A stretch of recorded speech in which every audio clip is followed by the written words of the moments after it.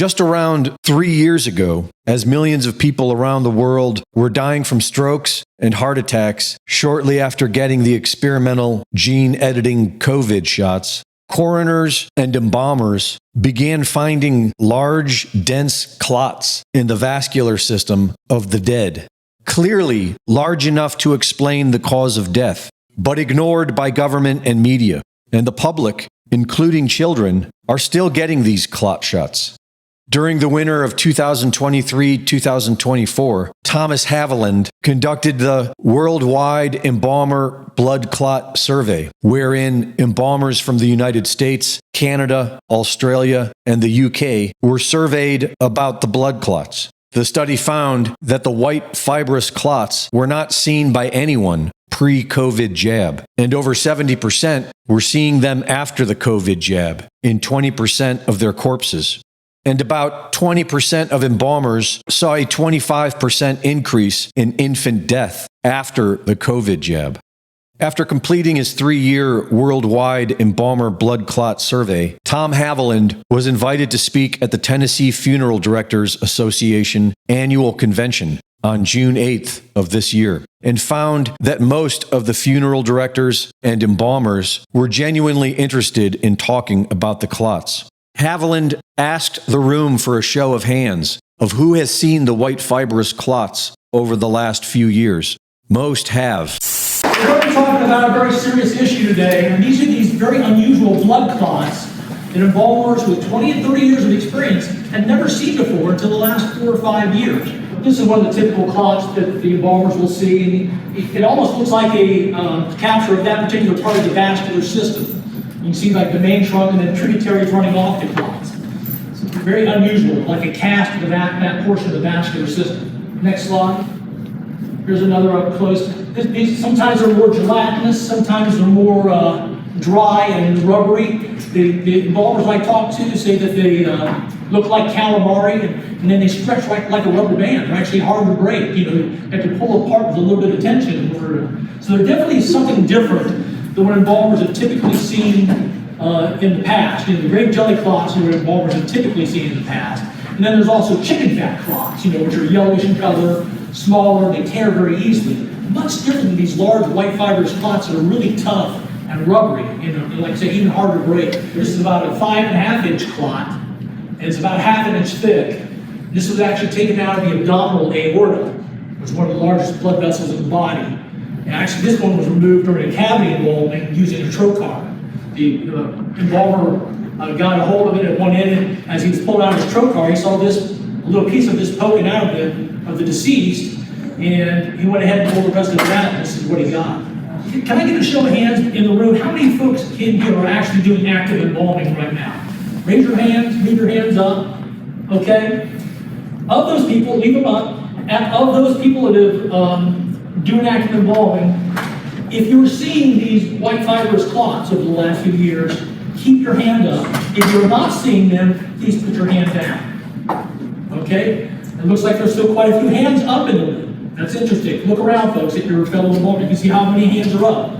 Hey, keep your hands up now. People that are other people in the funeral home, funeral directors who don't embalm, other staff, how many of you have seen the white fibrous clots as well? I know you wander into okay? So, a lot of hands up there, okay? He then conducted a new survey and found that 70% of Tennessee embalmers are still seeing the white fibrous clots in 1 out of every 6 corpses. And he found that 39% of the Tennessee embalmers are seeing a 14% increase in infant death when compared to recent pre-COVID jab years. Greg Reese reporting.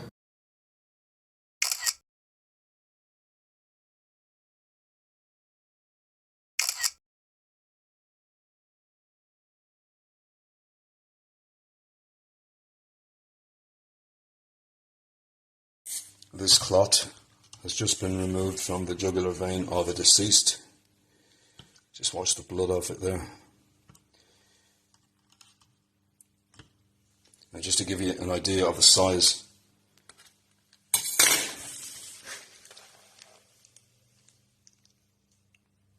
These have been presenting since 2021 thereabouts. It is now June 2025. As you can see, the consistency of these clots are much like that of silicone sealant. And people are wondering why they're attending so many funerals.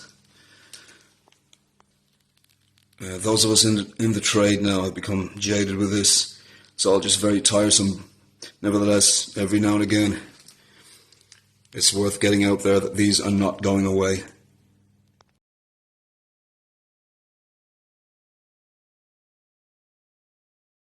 So these are an illustration of the clots that we pulled out of a gentleman today who's 30 years old. The longest one has come from the ephemeral artery. The two smallest ones have come from the radial artery.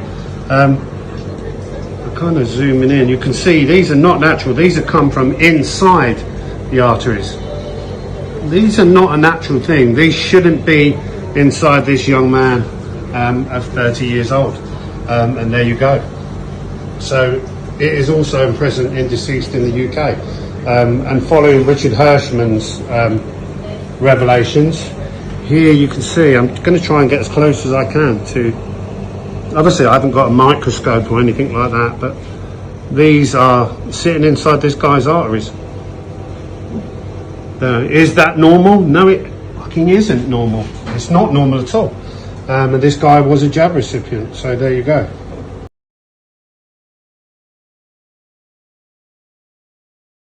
Spot in here. Could be wrong. Oh no, there it is.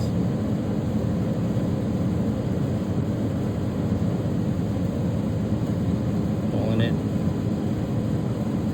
This is the jugular vein.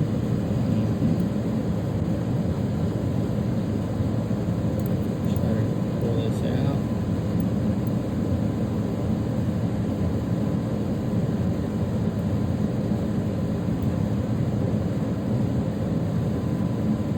It broke. Wow. It's good.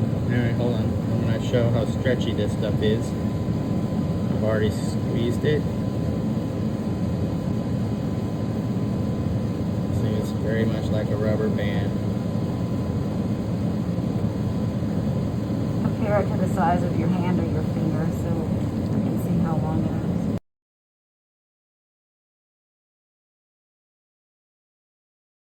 COVID and then the booster vaccination. I think before we give any boosters, we need to check the antibody for the patient because I think that booster causes vasculitis for the patient who had the previous infection. I'll show exactly what's going to be in this guy's neck. Remember, the other side, we couldn't do anything because it's totally occluded. Empower Translations. Translations for all humanity.